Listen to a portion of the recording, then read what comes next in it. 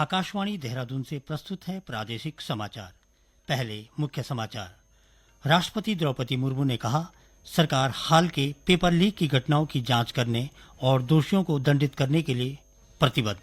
16 जुलाई से शुरू हो रहे हरेला के दौरान राज्य में 50 लाख पौधे लगाने का लक्ष्य।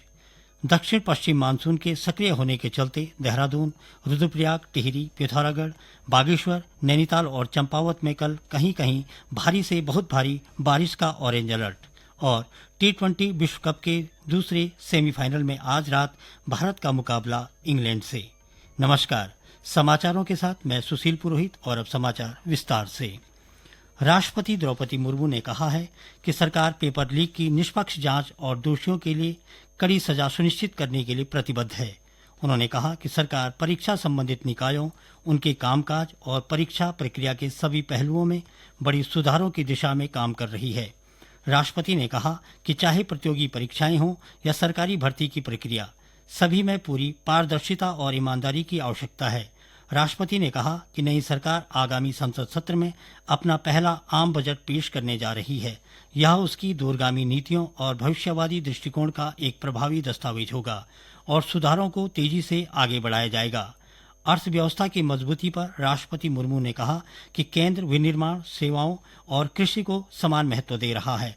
उन्होंने कहा कि देश सूचना प्रौद्योगिकी से लेकर पर्यटन और स्वास्थ्य हर क्षेत्र में अग्रणी बनकर उभर रहा है। इससे बड़ी संख्या में रोजगार और स्वरोजगार के नए अवसर पैदा हो रहे हैं।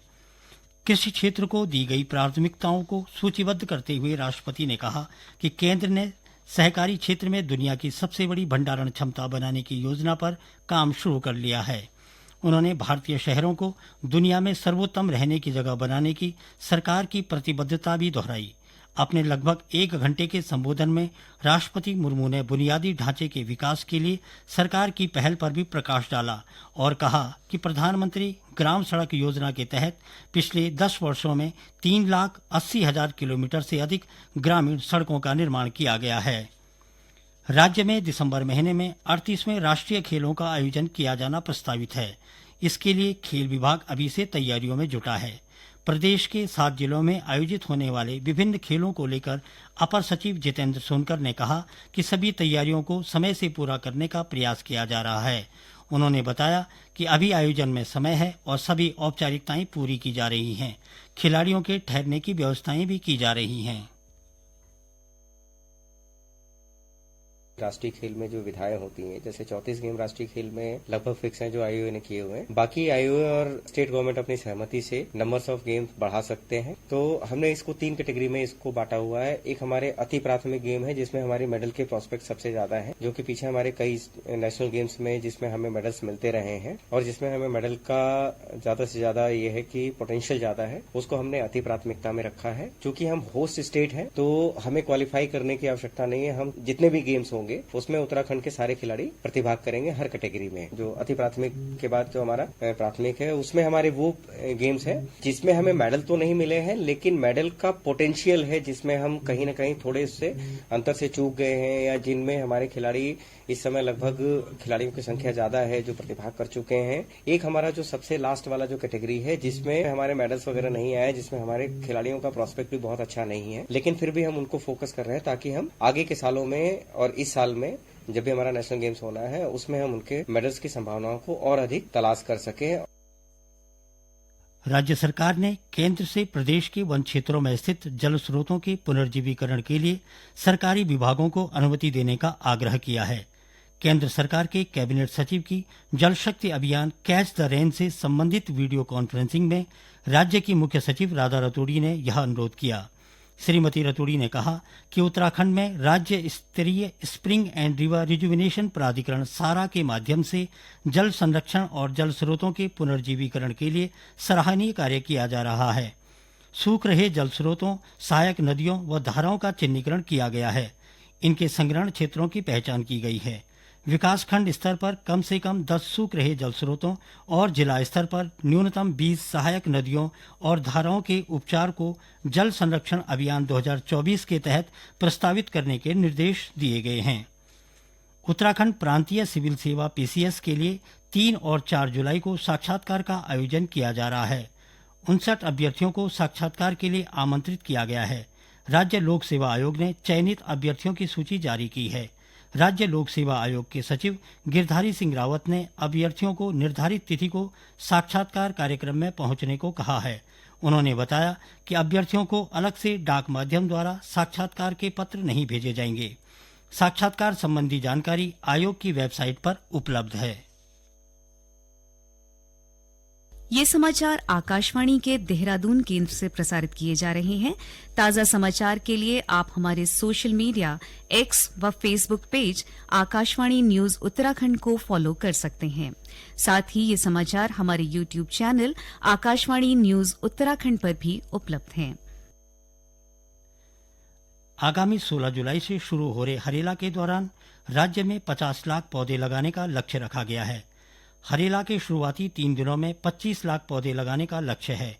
हरेला में पौधरोपण के संबंध में मुख्यमंत्री ने आवश्यक निर्देश दिए थे, जिनके क्रम में प्रमुख सचिव वन आर के सुधांशु ने आवश्यक कार्रवाई करने को कहा है।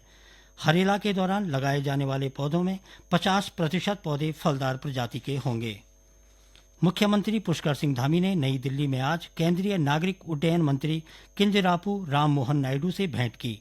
मुख्यमंत्री ने केंद्रीय मंत्री से भारतीय विमानपत्तन प्राधिकरण से पंतनगर एयरपोर्ट के विस्तारीकरण की कार्यवाही जल्द से जल्द शुरू करने के संबंध में अनुमोदन प्रदान करवाने का अनुरोध किया। मुख्यमंत्री ने कहा कि उधम सिंह नगर के पंतनगर में स्थित रनवे छोटा होने के कारण इस एयरपोर्ट पर बड़े वायुयानों को उतारना संभव नहीं हो पा रहा है, जिसके लिए रनवे को बढ़ाकर एयरपोर्ट का विस्तारीकरण किया जाना है। मुख्यमंत्री ने कहा कि एयरपोर्ट के रनवे की लंबाई वर्तमान में 1372 मीटर है, जिसे बढ़ाकर 3000 मीटर किया जाना है। मुख्यमंत्री ने बताया कि एयरपोर्ट के विस्तारीकरण के लिए राज्य सरकार द्वारा वर्तमान में विभिन्न विभागों की कुल 804 एकड़ हेक्टेयर भूमि अधिग्रहित की जा चुकी है। मुख्यमंत्री ने केंद्रीय मंत्री से जौलीग्रांट एयरपोर्ट के विस्तारीकरण के लिए वन विभाग की 87 हेक्टेयर भूमि के हस्तांतरण के संबंध में वन एवं पर्यावरण मंत्रालय से अनुरोध करते हुए विस्तारीकरण पर कार्य शुरू करने की अनुमति प्रदान करने का भी अनुरोध किया। दक्षिण पश्चिम मानसून आज उत्तराखंड के अधिकांश भागों में आगे बढ़ गया है। इससे राज्य के अधिकतर हिस्सों में बारिश होने की संभावना है। मौसम विभाग के अनुसार आने वाले दिनों में राज्य के सभी जिलों में अधिकांश स्थानों पर बारिश हो सकती है। विभाग ने कल राजधानी देहरादून सहित रुद्रप्रयाग, टिहरी, पिथौरागढ़, बागेश्वर, नैनीताल और चंपावत में कहीं कहीं गरज और आंधी के साथ भारी से बहुत भारी बारिश का ऑरेंज अलर्ट जारी किया है। इस दौरान राज्य के अन्य हिस्सों में भी हल्की से मध्यम बारिश की संभावना है। इधर मानसून में आपदा प्रबंधन को सुदृढ़ बनाने के लिए राज्य सरकार ने तैयारियां लगभग पूरी कर ली हैं। आपदा प्रबंधन विभाग सभी विभागों के साथ समन्वय बनाकर काम कर रहा है। मानसून सीजन के दौरान किसी भी आपातकालीन परिस्थिति से निपटने के लिए आपदा प्रबंधन विभाग ने भूस्खलन वाले संवेदनशील स्थानों को पहले से ही चिन्हित कर लिया है। आपदा प्रबंधन सचिव डॉक्टर रंजीत सिन्हा ने बताया कि इन स्थानों पर राष्ट्रीय आपदा मोचन बल, राज्य आपदा मोचन बल और जिला आपदा मोचन बल के दलों को तैनात कर लिया गया है। लोक निर्माण विभाग इन स्थानों पर पहले से ही सक्रिय है।